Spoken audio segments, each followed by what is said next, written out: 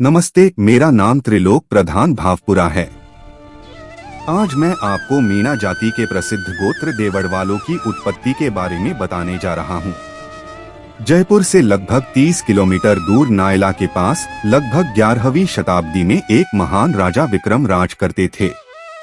उनका राज्य बहुत समृद्ध था। चारों ओर डूंगरों के बीच बड़े बड़े सुंदर महल बने हुए थे। राजा विक्रम की 2 रानियां थीं, जिनमें से एक का नाम सुषमा था। उनके कुल 12 पुत्र और 2 पुत्रियां थीं। सबसे बड़े पुत्र का नाम बड़रावत था। दूसरे पुत्र मोठराज थे, जिन्होंने मानोता गांव की स्थापना की।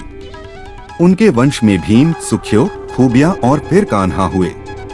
कान्हा ने कांडीवाला गांव बसाया और बाद में नेवर गांव जाकर अंत में भावपुरा गांव की स्थापना की।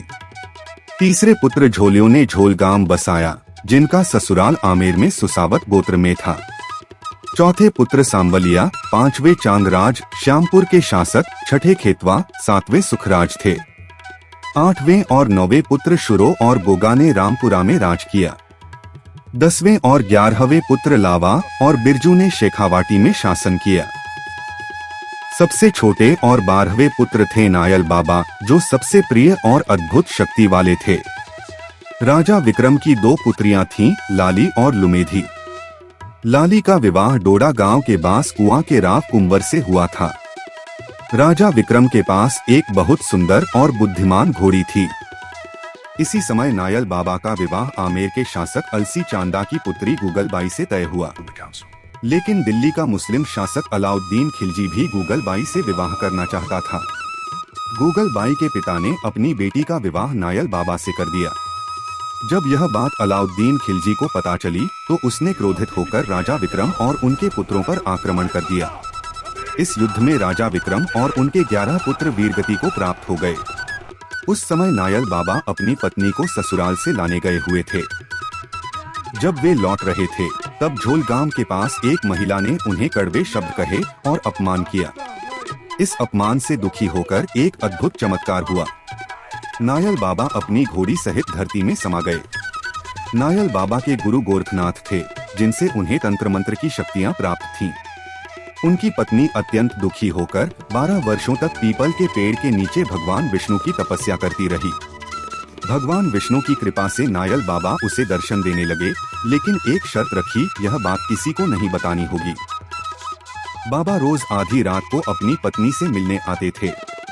लेकिन एक दिन उनकी मां को यह बात पता चल गई और उन्होंने बहू पर संदेह किया। परेशान होकर पत्नी ने सच्चाई बता दी, जिससे बाबा का वचन टूट गया। इसके बाद नायल बाबा ने दर्शन देना बंद कर दिया और तब से वे नायल भूमिया बाबा के रूप में पूजे जाने लगे।